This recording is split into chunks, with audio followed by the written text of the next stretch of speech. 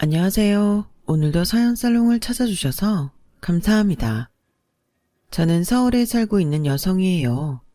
시댁 이슈라고 하면 아무래도 고부 갈등이 최고잖아요. 귀여운 여성분들은 혹시 시어머니 되실 분을 처음 만나셨을 때 어떠셨어요? 저 같은 경우에는 말이죠. 내가 제일 싫어하는 부류가 뭔 줄 아니? 반반한 얼굴만 믿고 남자 꼬셔다가 팔자 펴보려는 것들. 딱 너 같은 부류란다. 내 아들하고 결혼하겠다고? 어린 반푼어치도 없는 소리 하지 말고 조용히 사라지렴. 이런 말씀을 들었었네요. 생각해보니까 새삼 그때가 대단한 순간이었구나 싶어집니다. 제가 어쩌다가 저런 평가를 당하는 여자가 되었을까요? 더 먼 과거로 거슬러 올라가서 거두절미하고 저희 집은 무척 가난했어요. 저 초등학교 5학년 때였는데 사기 사건에 휘말려서 집이 내려앉았어요. 아파트에서 빌라로 이사를 갔고요.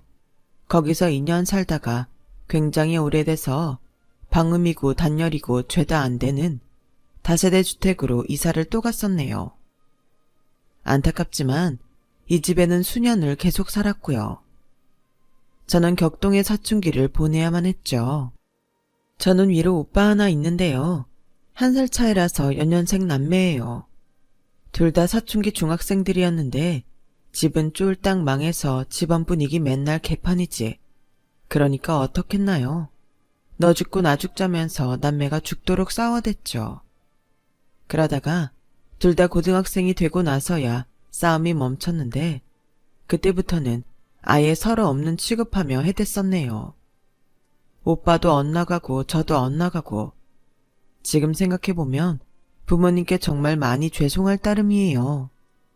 하지만 그 시절 그때는 부모 잘못으로 자식이 왜 고생해야 하냐며 악에 받쳐서 대들던 시기였으니까요. 뒤늦게 철이 들고 나서야 자식 고생시키고 싶어하는 그런 부모가 어딨겠나라는 걸 깨달았지만 그러기 전에는 생각이 좁았어요. 저는 공부와 담을 쌓은 애였죠. 학교는 그냥 놀러 다니는 거였어요. 맹세코 제가 직접 삥을 뜯지는 않았으나 그런 애들하고 어울려 다녔고요. 왜냐하면 돈이 없어도 걔네랑 다니면 걱정 없었기 때문이에요. 용돈은 제게 사치였으니까요. 제가 이제 정신이 좀 든다 싶었던 게 고2였어요. 지금은 학교에서 체벌 금지가 된 지 오래죠. 그런데 저 때는 그런 거 없었어요. 지각하면 시멘트 돌바닥에서 엎드려 뻗쳐하고 학생들이 줄 빠따 맞던 시절이었고 토끼 걸음으로 운동장 돌아야 했던 시절이었어요.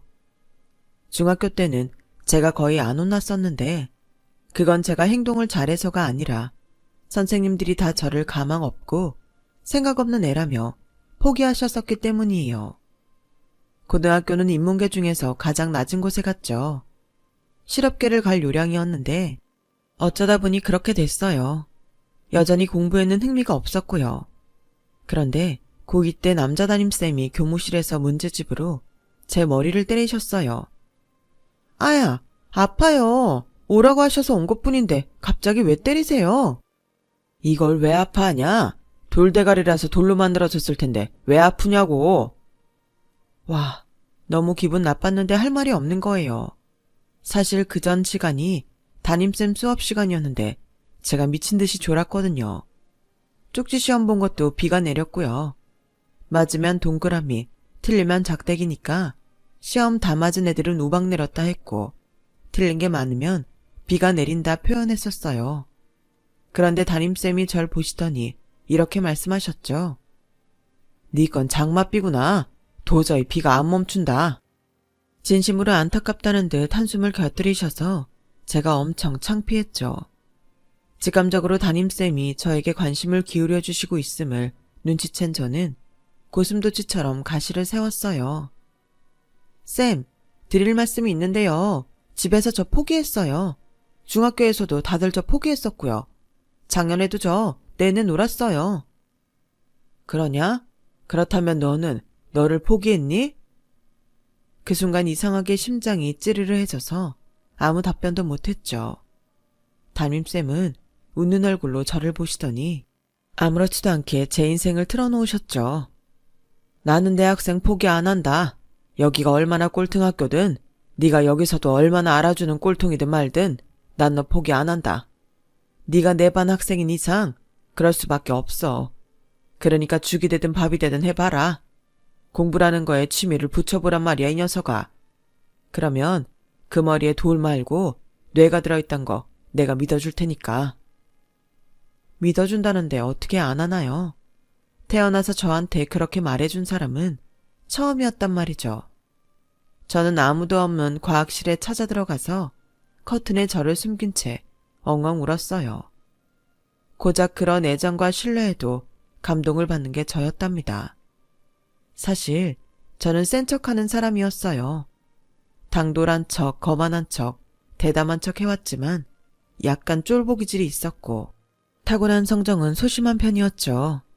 그런데 호르몬의 노예라는 사춘기 시절에 집은 폭삭 망했고 부모님 무너져 내리신 모습을 보는 게 짜증났고 오빠랑도 맨날 싸우니까 점점 다른 가면을 쓰고 살았던 것 뿐이에요. 중학교에서 소위 노는 애들이라고 불렸던 애들이 저한테 와서 예쁘게 생겼다면서 축혀 세워주고 같이 놀자고 그러니까 휘말려서 걔네한테 맞춰서 성격도 연기했던 거죠. 그렇게 노는 거 솔직히 적성에 맞지도 않았어요. 담임쌤은 저에게 교과서 풀이 문제집을 주시며 재차 독려하셨고 저는 공부를 시작했어요. 그랬다가 깜짝 놀랐습니다. 와, 무슨 말인지 하나도 모르겠는 거 있죠? 제가 진짜 돌머리란 생각이 들었어요. 기초가 없으니 문제 자체가 이해가 안 됐던 거예요. 큰일 났다. 나는 이제 끝났구나. 이런 생각만 하고 있는데 담임쌤이 얼마 후 일명 열통반을 만드셨어요. 각 반에서 기초 단계도 안 돼 있는 꼴통인데 열심히 하고픈 의지가 있는 꼴통을 모으신 거였는데요. 그 열통반에서 제가 반장이었습니다. 처음에는 너무 쪽팔렸고 싫었는데 점차 적응해갔어요. 정규 수업 끝나면 자연스레 가방 챙겨서 열통반으로 쫄래쫄래 향했고요. 머리 나쁜 애들끼리 모여서 기초 문제 풀고 발전해 나가는 것도 재미있었죠. 담임쌤이 열 하면 저희가 심 하는 것으로 출석 체크 완료였습니다. 그때는 휴대폰 있는 애가 전교에서 3명은 됐던가? 그랬던 시절이었으니 순수했나 봐요. 사람은 나이가 들면 그래도 그때가 좋았다라는 말로 과거를 표현하게 된다던데 딱 맞는 것 같네요. 담임쌤 덕분에 저는 공부에 맛을 들였어요. 성적이 확 오르거나 제 머리가 트이는 기적은 없었고요. 그런데 저란 사람이 변화하기 시작했단 말이죠. 정말 희한했어요. 마음가짐만 바꾼 건데도 애증의 대상이었던 부모님이 감사한 존재로 보이기 시작했고요. 공부도 못하는 게 고3이라고 설치는 오빠 꼴 보기도 싫었는데 가만 보니까 그래도 자기가 장남이랍시고 의연하게 구는 게 많다는 점도 눈에 들어오기 시작했죠. 가족의 울타리가 소중해졌어요. 공부를 할수록 열심히 잘 살고 싶어졌고 방황하던 지난 5년을 통째로 날린 게 후회됐어요. 너무 늦은 게 아닌가 싶어서 좌절할 때마다 담임쌤이 저를 잡아주셨죠. 쌤은 원래 똑똑하고 공부 잘하니까 선생님 된 거잖아요. 그리고 저희 집은 오지게 가난한데 쌤 집은 부자라는 소문 다 들었어요. 걱정 없이 살아오신 쌤은 저를 이해할 수 없어요. 그렇다고 해서 고민이 없었고 힘든 일이 없었냐? 나도 어렸을 때는 집이 찢어지게 가난했는데 점차 형편이 나아진 거야. 자수성가를 이뤄내신 양친께서는 어찌나 엄격하고 강박이 많으셨는지 호랑이보다 무서웠어. 집에서 나도 무진장 혼나고 자랐지만 남아 선호 사상이 강한 집안이었기 때문에 여자 형제들보다야 내가 덜 괴로웠지. 그게 참 나이가 들고 보니까 미안하고 신경 쓰이는 부분이야. 너 보면 무척 말괄량이었던 우리 작은 누나가 떠올라. 사적인 얘기 들으니 담임쌤이 한 사람으로 보여서 신기했어요. 피도 눈물도 없는 분이신 줄 알았는데 아니었던 거였죠. 담임쌤은 특히나 작은 누나라는 분과 사이가 유별나다 하셨죠. 작은 누나가 부모님이랑 사이가 무척 안 좋았는데 담임쌤이 중간에서 회복시켜줬단 얘기 들으면서 저는 오빠를 떠올렸어요. 저도 오빠랑 어렸을 때처럼 다시 친해질 수 있겠냐고 담임쌤한테 여쭤봤더니 무조건 가능하다면서 먼저 다가가라고 조언을 주셨죠. 그 후로 저는 용기 내서 오빠한테 먼저 말을 붙였던 것 같아요. 처음에는 이게 미쳤나 하는 눈으로 쳐다보던 오빠가 슬슬 제 말에 대답을 해주기 시작했고 시간이 더 지나서는 친한 남매 사이로 돌아왔어요. 콧물 흘리며 동네를 뛰어다니고 놀았던 유년 시절처럼 말이죠. 저에게 큰 도움을 주신 담임쌤은 고3 때도 저희 반 담임이 되셨고 저는 죽어랍시고 공부를 했답니다. 그러던 어느 날 교무실에 갔다가 담임쌤이 전화를 끊으면서 한숨을 푹 내쉬는 걸 봤어요. 며칠 전에도 저런 모습을 봤었기에 궁금해진 제가 무슨 일이냐고 막 캐물었죠. 그랬더니 담임쌤이 머리를 감싸지면서 작은 딸이 학교에서 따돌림을 크게 당하고 있다고 하시는 거예요. 요즘 애들 참 무섭구나. 초등학생 애들이 하도 질이 나빠서 중학교 언니 오빠들하고도 연이 있는 애들이라나. 그렇게 분위기를 주도하는 애들한테 우리 작은 딸이 걸리는 바람에 학교 다니기 싫다고 난리도 아니야. 내가 교사인데 정작 내 아이 문제로 골치를 앓다니 부끄럽구나. 여러 가지 방법을 쓰셨는데 안 먹힌 거였죠. 가만히 듣던 저는 솔직히 이렇게 생각했어요. 그까짓 거 고민거리도 아니라고요. 얼마 후 고3이라 체육 시간이 자습으로 변경되었는데 그 다음이 어차피 점심시간이라 여유가 있었거든요. 제 짝꿍이랑 학교 빠져나가서 버스 타고 담임쌤 작은 딸이 다니는 초등학교로 갔습니다. 이 짝꿍도 중학교 때 많이 놀았던 애였어요. 그래서 일탈하는 거 좋아했죠. 어디 같이 가자니까 뭔지도 안 묻고 따라온 게 웃겼네요. 참고로 이 짝꿍은 지금도 저랑 연락하고 지낸답니다. 아무튼 그 초등학교 가서 담임쌤 작은 딸 이름을 부르며 나오라 그랬어요. 담임쌤의 쌍꺼풀이랑 눈이 똑같은 여자애가 덜덜 떨면서 제 앞으로 왔죠. 저는 아이의 어깨에 손을 얹고 그 반 애들한테 선언했어요. 야, 너네 내가 이 주변 일대 초등학교는 물론이고 강실중학교, 첨상중학교, 애훈중학교까지 마당발로 꽉 잡고 있는 사람이거든? 다 내 손아귀 아니야. 그러니까 앞으로 얘 괴롭히지 마라. 니네 다 가만 안 둔다. 중학교 애들 풀어서 니네 혼내줄 거야. 그러자 쉬는 시간이라 어수선했던 반이 조용해졌고 저랑 짝꿍을 보면서 몇 여자애들이 무서워 보인다, 노는 언니들 같다며 대화를 주고받더군요. 저는 꽉 쥔 주먹을 흔들어 보이는 것으로 마무리했고요. 근데 그 작은 딸이 집에 가서 다 얘기했나 봐요. 이튿날 저는 담임쌤한테 죽도록 혼났습니다. 그러나 며칠 후 저에게 고맙다고 하셨죠. 문제가 해결됐대요. 담임쌤이 무척 감탄하셨죠. 쌤, 원래 그런 애들은 어른 안 무서워해요. 교복 입은 언니가 더 무섭거든요. 자기들 세계에 속해 있으니까요. 너는 이런 쪽으로 머리가 비상하구나. 하여간 그래서 우리 작은 딸이 너한테 고맙다고 편지도 썼어. 저한테 감사 편지를 썼더라고요. 자기가 가장 아끼는 거라서 써보지도 못했다는 리본 머리끈도 선물로 편지 봉투에 동봉했고요. 레이스 리본을 달기엔 제가 나이가 19이었던지라 간증만 했습니다. 이 일화는 학창시절에 좋은 추억이 되었어요. 제 무용담을 짝꿍이 퍼뜨려서 반에선 화제가 됐고요. 저는 수능 항방을 이뤄내서 꽤나 좋은 대학에 입학했습니다. 그래서 저희 가족 오랜만에 외식으로 고기 먹어서 행복했고요.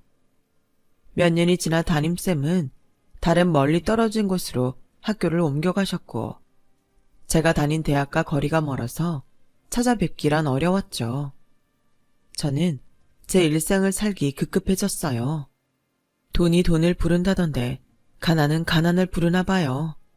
한번 꼬꾸라지면 일어나기 힘들더군요. 그래서 제가 20대 중반까지 집이 정말 가난했어요.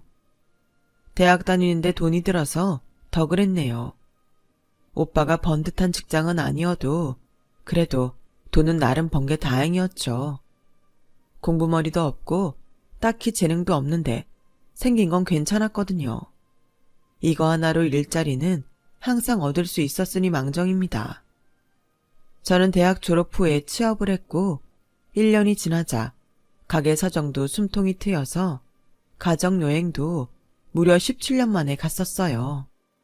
오빠랑 제가 효도하겠다고 건강검진도 시켜드렸고요. 그런데 아빠가 건강이 안 좋으셨더라고요.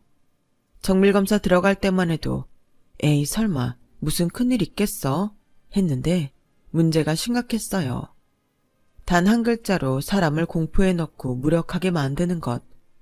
암이었죠. 세상이 원망스러웠어요. 미칠 것 같은데 그런다고 해서 현실이 바뀌진 않더라고요. 엄마는 아빠한테 매달려서 병원 생활을 하셨고 저는 연애 중이었는데 맘대로 안 돼서 헤어졌네요. 여유가 없으니까 연애도 안 되더군요. 장남 아니랄까봐 동요하지 않은 오빠는 묵묵히 돈을 벌었고 그 덕분에 저도 정신 다잡고선 열심히 직장 다녔어요. 일체의 사치도 안 부리고 숨만 쉬면서 돈을 모았던 것 같아요. 돈 없는 사람들은 마음대로 아프지도 못하더라고요. 병원비 나온 거 보고 오빠랑 둘이서 영을 세어봤을 정도예요. 너무 안 믿겨서요. 이 악물고 돈 벌어서 그 돈 냈습니다. 인고의 시간을 보냈는데 아빠가 무사히 일상으로 돌아오신 것이 다행이었고 감사했어요. 통장 잔고 35만 원에서 저는 진정한 출발을 시작했고 그때로부터 3년이 지난 시점에서 저에겐 결혼하고 싶은 남자가 생겨 있었죠. 어떤 남자인가 하면 하나부터 10까지 저랑은 다르게 살아온 남자였답니다. 탄탄한 직장에서 오래 근속해 오신 부친은 인터넷에 치면 프로필이 뜨는 인물이셨고요. 한때 피아노 학원 운영하셔서 돈 많이 버신 전업주부이자 사모님의 아우라가 넘치는 모친에다가 돈 많이 드는 예고 출신에 독일에서 유학하고 돌아와 부잣집에 시집간 누나까지. 이 남자의 직계가족 구성원만으로도 저는 기가 팍 죽었네요. 돈 걱정 한 번 안 하고 살아온 본인은 누구나 꿈꾸는 대기업에 재직 중이었고요. 이런 남자와 제가 지인이 겹쳐서 우연히 다리가 놓아진 게 만남의 계기였죠. 알게 된 지 보름 정도 지났을 때 제가 고백을 받았고요. 사귀는 건 꺼릴 게 없어서 사귀었는데 만나다 보니 감정이 깊어졌고 아주 진지한 사이가 되었어요. 함께 미래를 그리며 결혼을 꿈꿀 만큼 말이죠. 그랬더니 그 집안이 난리가 난 거예요. 면상댁이 반반한 게 남자 꼬시는데 도 같은 관상이구만. 어떻게 살아왔는지 알겠다. 이미 생김새에서 다 보여.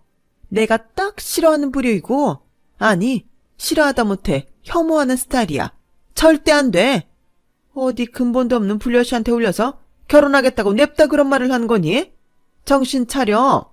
우리 아들 엄마는 널 이딴 허접스러운 년한테 장가 보내려고 잘나게 키운 게 아니야. 특히나 그 모친께서 입에 거품 물고 뒷목 잡으시면서 결사반대를 외치셨죠. 하지만 제가 처음에 밝혔던 부분 기억하시죠? 정말 놀랍게도 제가 마음에 안 들어서 기함하시다 못해 눈가 뒤집고 정신줄 놓으실 뻔했던 이분이 바로 현재의 제 시어머니 되십니다. 시아버지께서는 결혼할 거면 하고 말려면 말고 알아서 하라 그러셨죠. 제 생각에는 시아버지께서도 그때 뭔가 반대 의사를 밝히고 싶으셨던 건데 시어머니께서 보통 난리를 치시는 게 아니니까 당신이나마 자중하셨던 것 같아요. 시어머니께서 작정을 하셨는지 어느 날 저를 따로 부르셨기에 나가봤더니 카페에 남편의 누나도 있더라고요. 제 시누이 말이에요. 둘이서 거의 따발총을 쏘듯이 따다다다 저한테 오만 지적을 가장한 욕을 했어요. 특히나 제가 외모로 남자를 후리고 꽃뱀처럼 구는 게 마음에 안 든다 하시면서 시어머니께서는 저처럼 외모 관리에만 치중하는 골빈 여자애들이 질색이라며 삿대질까지 하셨어요. 가정교육까지 운운하시기에 그것에는 저도 화가 나서 한마디 해드렸죠. 외모 중시 싫어하시면서 따님 쌍꺼풀 수술은 왜 시켜주셨어요? 그 말 하자마자 시누이로부터 물살에 맞았습니다. 저는 물 뚝뚝 흘리며 홧김에 뱉은 말을 후회하고 있었어요. 이놈의 주둥이 참았어야 했는데 속으로 이런 생각을 했네요. 왜냐하면 남편이 당시에 저한테 자기는 무슨 일이 있어도 결국 저랑 결혼할 거니까 자기 가족들이 뭔 소리를 하든 안 들린 척 하라 그랬었거든요. 나 수술 안 했거든? 내 눈 자연이거든? 이거 자연산이라고. 아, 네, 알겠습니다. 자연이시군요. 아, 예. 네네. 시누이의 외침에 제가 옳다거니 싶어서 불이 나게 대답했건만 그게 오히려 시누이의 화를 돋은 모양이었어요. 제가 자기를 농락한 줄 알았나 봐요. 이 목 같은 게? 이 수술한 건 어떻게 알아보고 이러는 거야? 대뜸 발작을 하더군요. 상스러운 발언에 제가 놀라서 입술을 꾹 다물어 버렸고 시누이는 당장이라도 제 뺨을 후릴 기세였어요. 카페에서 너무 이목을 끌자 주의가 신경 쓰인 시어머니께서 발작하는 시누이를 뜯어 말리는 바람에 그날은 다행히 일단락 됐었어요. 하지만 이 일을 알게 된 남편이 시누이랑 대판 싸운 거예요. 그러자 시어머니께선 탓을 저에게로 돌리셨어요. 사이 좋은 남매를 제가 망쳐놨다고 하셨는데 원래도 둘이 별로 안 친한 걸 제가 남편이랑 사귀면서 잘 알고 있었거늘. 하지만 이런 속내를 꺼내진 않은 채 시어머니 앞에서 저는 또 내내거리며 고개를 끄덕였었죠. 이런 걸 우리 집안에 들였다간 사달이 나고도 남을 것이야. 제발 네 수준에 맞는 남자 만나면 안 되겠니? 저급하고 저렴한 남자로 대한민국 사회에 엄연히 계층 계급이 나뉘어져 있다. 시어머니께서는 저에게 삿대질을 하시던 손끝으로 바닥을 가리키시더니 넌 여기고 하신 다음에 머리 위로 손을 올리신 다음에는 우리 집안은 여기다 라고 하시며 눈을 희번뜩거리셨어요. 천한 것이 어디를 넘봐. 우리가 읽어놓은 땅에 어디 발을 들이려 하냐고. 내까지 것이 감히. 그 언젠가 주말 드라마에서 본 악독한 사모님 캐릭터보다도 제 시어머니가 더 강렬하게 보인 순간이었답니다. 하지만 남편은 뒤에서 시아버지께 자기 편을 들어달라고 작업에 들어가 있었고요. 평소 보지 못했던 아들의 애교 어린 간청에 두 손 두 발을 다 드신 시아버지께서는 웬만하면 너무 재지 말고 그 아가씨 받아줘 라고 선언해버리셨어요. 그러자 시어머니와 시누이가 눈을 까디집었죠. 무난히 저와 남편이 승기를 잡나 했지만 예상치 못하게 제가 발목을 잡혀버렸어요. 제 과거의 말이에요. 옛날과 달리 인터넷이 활발하게 발달한 때였고 시누이가 페이스북이라는 걸 이용해서 제가 나온 중학교 고등학교 출신들을 찾아 접선을 한 거예요. 저를 아는 동창이 있나 뒤져본 거였죠. 와, 진짜 그렇게까지 할 줄은 몰랐어요. 이건 나중에 안 건데 시누이가 집안 이해관계에 따라 시집간 부잣집에서 심심하고 외로운 바람에 자기 친정으로 와서 자꾸 기웃거린 거였더군요. 그래서 자꾸만 결혼 후에 자기 모친하고 샤바샤바 했던 거고요. 시누이가 결혼하기 전까지는 모녀 사이가 그렇게 자주 붙어먹을 만큼 친근하진 않았다고 해요. 그런데 시누이가 이런 성격상 왜 집안을 위한 결혼을 했냐고요?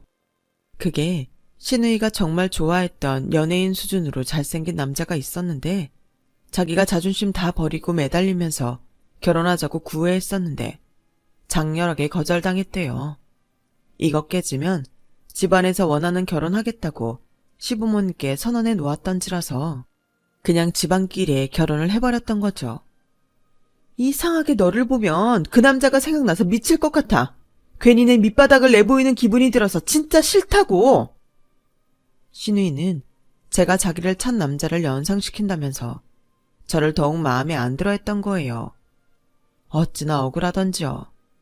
아무튼 자랑스러운 저의 중학교 동창 두어 명이 시누이한테 제가 공부 못하고 놀기 좋아하는 양아치였다고 말을 한 거죠. 시누이가 물어온 정보에 시어머니께선 쌍수를 드셨고요. 옛날에 공부도 안 하고 학교는 심심풀이로 나오는 양아치들, 나 학교 다닐 적에도 있었지. 그런 것들이 보통 불량학생이 아니었지. 역시나 내가 사람 하나 제대로 알아봤네. 제가 어렸을 때 너무 철이 없었고 집안 사정이 불우해서 학업에 흥미를 붙이지 못한 시절이 있었어요. 부끄럽게 생각합니다. 시끄러워. 역시 네가 그런 종자였구나. 씨 자체가 글러먹은 거야. 시어머니께서는 저의 변명도 전혀 안 들어주셨고요. 시아버지와 남편의 입장도 꺾어 놓으실 작정이었는지 저를 단단히 뭉개시려고 자리까지 만드셨어요. 사실 저는 그런 자리인 줄 모르고 갔었죠.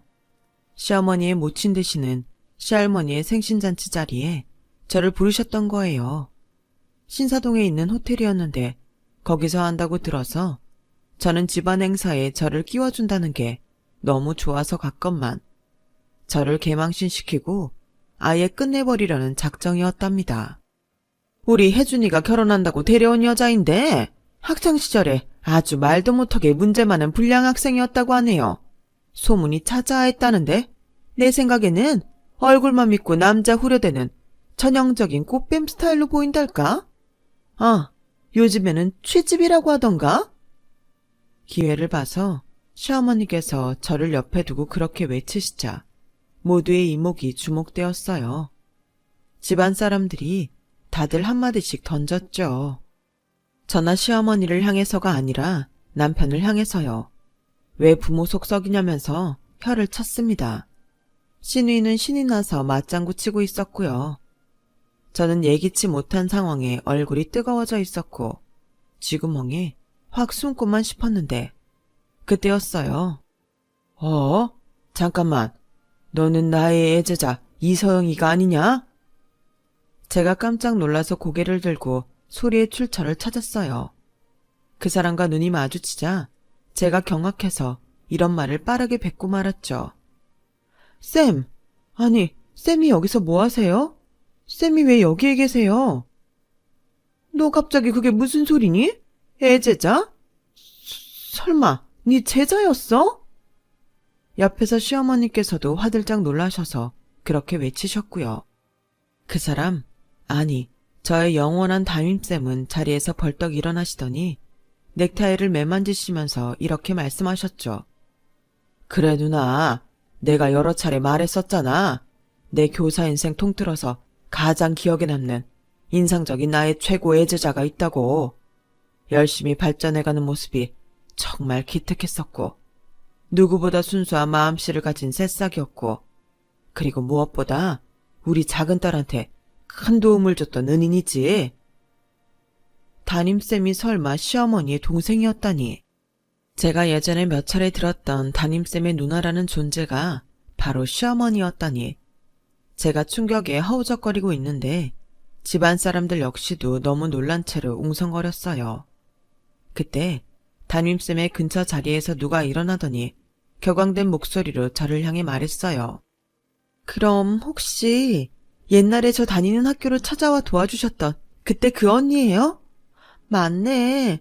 그때도 세상에서 제일 예쁜 언니라 생각했는데 지금도 인상이 여전하시네요. 저예요, 저.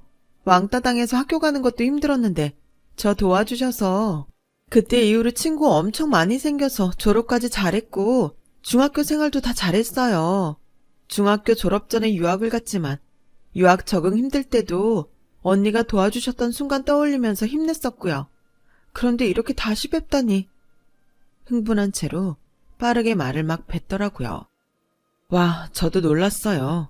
옛날 그 초등학생이 너무 많이 자라 있었으니까요. 아주 번듯한 아가씨였죠. 내 사촌동생의 은니였다던 우리 집안의 유명인사가 너였어? 어떻게 이런 인연이? 남편이 넋이 나가선 중얼거렸는데 얼굴에는 벌써 웃음꽃이 만개해 있었고 그 모습을 보자 저는 긴장이 좀 풀렸어요. 시어머니께서는 반대로 안색이 창백해지셔선 갑자기 머리를 잡고 휘청거리셨죠. 그 순간 그날의 주인공이셨던 시할머니께서 크게 외치셨어요.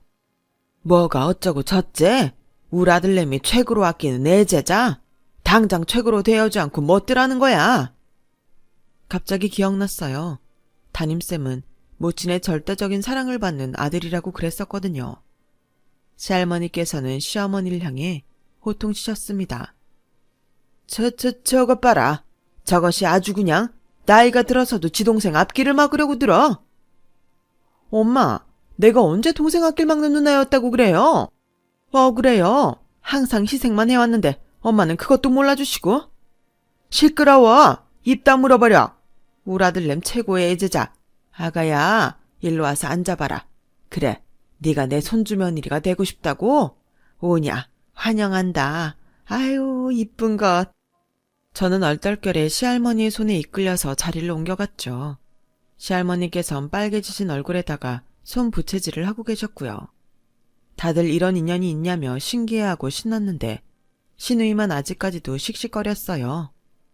이게 뭐야? 뭐 이런 일이 다 있어? 불공평해. 할머니, 너무하세요. 저는 제가 결혼하고 싶은 사람 있다고 했을 때 반대하셨잖아요. 뭐야? 네가 그 남자 마음도 못 잡아놓고선 설쳐대니 내가 어째 반대를 안 하겠노? 안 그러냐? 시할머니의 말씀에 시누이가 반박하지 못하고 이를 악물고 있을 때였죠. 갑자기 누군가가 들어오길래 쳐다봤던 저의 눈이 커졌어요. 제 오빠가 등장한 거였죠. 제가 예비시댁에서 거센 반대를 당하고 있는 와중에 집안 행사에 참석한다니까 오빠는 걱정이 많았거든요. 그런데 설마 현장에 나타날 줄은 몰랐어요. 너 괜찮아? 뭐 봉변이라도 당한 거 아니야? 오빠, 여길 어떻게 알고 온 거야? 왜 온 거야? 난 아무 일 없어. 걱정되는데 전화도 안 받으니까 무작정 왔지. 신사역 주변에 이런 곳 찾으니까 여기밖에 없더만. 남편이 저희 남매에게 다가와서 반갑게 오빠랑 인사를 나누는 순간 비명소리가 들려왔어요. 모두가 그쪽을 쳐다봤는데 범인은 시누이였죠. 이채요? 이거 말도 안 돼. 설마 둘이 남매였어? 오마이갓. 시누이를 장렬하게 거절했던 남자가 바로 제 오빠였다는 거예요. 어쩐지 연예인급으로 잘생겼고 저만 보면 그 얼굴이 떠오른다고 했을 때 뭔가 느낌이 찜찜하더니 이 황당한 인연에 오빠도 어이가 없어 했고요. 자초지종을 알게 된 그 자리에 모두가 얼이 빠졌어요. 운명이렸다. 저쪽은 안 되고 이쪽은 될 거였나 보다. 시아버지께서 덤덤히 말씀하시며 저와 남편의 결혼에 쐐기를 박으셨어요. 시누이는 바닥에 털썩 주저앉아서 멍하게 있었고요. 담임쌤은 시어머니께 한참 따지시는 중이었습니다. 왜냐하면 한 5분쯤 전에 저랑 담임쌤은 근황 대화를 나누었고 저희 아빠가 투병하셔서 고생한 이야기를 슬쩍 들으셨거든요. 담임쌤은 그게 너무 기특하고 마음 아프셨나 봐요. 누나, 왜 그렇게 사람이 못됐어? 내 애제자한테 왜 그렇게 군 거야? 열심히 살아온 애한테. 말 좀 해봐. 시어머니께서는 갑자기 두통이 일어난다고 하시면서 손으로 머리를 짚으신 채 아무 변론도 안 하셨어요. 그리고 그날 자리가 파하기 전에 저에게 슬쩍 다가오셨죠. 그간 내가 미안했구나. 그런 줄도 모르고. 얼굴에는 민망함이 가득 차 계셨죠. 저는 언감생심 그 앞에 대고 큰 소리칠 작정은 하지도 못했고요. 그저 아니라고 괜찮다고 말씀드리면서 최대한 공손히 굴었답니다. 어차피 남의 시어머니 아니고 저의 시어머니 되실 분이니 단추를 곱게 끼워놔야겠다는 판단이 섰으니까요. 그렇게 놀라움의 연속이었던 밤이 지나가고 저와 남편은 웃음꽃 만발하며 결혼 준비를 할 수 있었어요. 정말 웃긴 게 뭐냐면 오빠가 저보다 먼저 결혼했다는 거예요. 진짜 잘난 여자랑 결혼했어요. 저는 새언니처럼 똑 부러지고 사상 확실하고 천재적인 사람 못 봤습니다. 새언니가 오빠한테 대시해서 밀어붙였고 결혼도 진행시켰죠. 시누이가 왜 나는 예전에 그러지 못했을까 하면서 엄청 붕괴했다는 게 저만 알고 있는 후문이랍니다. 인연의 전말이 밝혀졌던 시할머니 생신잔치 날로부터 꼬박 1년이 지난 후에야 저희 부부는 식을 올렸고요. 허니문 베이비 생겨서 첫 아들을 얻었어요. 이렇게 내 제자의 인생 이막을 보게 되다니 이렇게 감격이고 벅찰 수가 없다. 담임쌤도 무척 기뻐하셨어요. 저한테 한번 제자는 영원한 제자라 하시기에 저 역시도 쌤은 저의 영원한 담임쌤이라고 화답해 드렸답니다. 시어머니께선 저랑 어색한 사이로 지내셨는데요. 아이가 태어나고 나서는 점점 가까워졌어요. 왜냐하면 아기를 무척 좋아하시는 분이거든요. 그리고 또 계기 하나가 있었죠. 시할머니랑 시어머니가 한번 크게 싸우셨는데 제가 거기서 시어머니 편을 든 거예요. 할머님, 저희 어머님께서 표를 안 내고 안 드러내셔서 그렇지 뒤에서 항상 애쓰시는 분이에요. 이런 노력은 알아주셨으면 좋겠어요. 그랬더니 시할머니 머쓱해 하시고 시어머니께선 저를 묘하게 쳐다보시더니 확실히 그 후로는 저를 잘 챙겨주신 것 같아요. 그전까진 당신의 손자만 챙기셨다면 이제 당신의 며느리를 챙겨주시기 시작했죠. 솔직히 둘이 성격이 잘 맞거나 하진 않아서 근데 잘 맞는 경우 몇 있겠나요? 고부관계가 천상의 궁합이라면 그건 거의 로또 맞은 수준이라고 생각해요. 서로 배려하고 존중하면서 사는 거죠. 이런 거 보면 저도 이제는 철이 많이 든 것 같죠. 제 이야기 들어주셔서 감사해요. 즐거운 인연 만들면서 사시길 바라겠습니다. 여러분, 사연 댓글에 응원과 현명한 조언 부탁드려요. 좋아요와 구독은 저에게 큰 힘이 됩니다. 오늘도 좋은 일 가득하세요.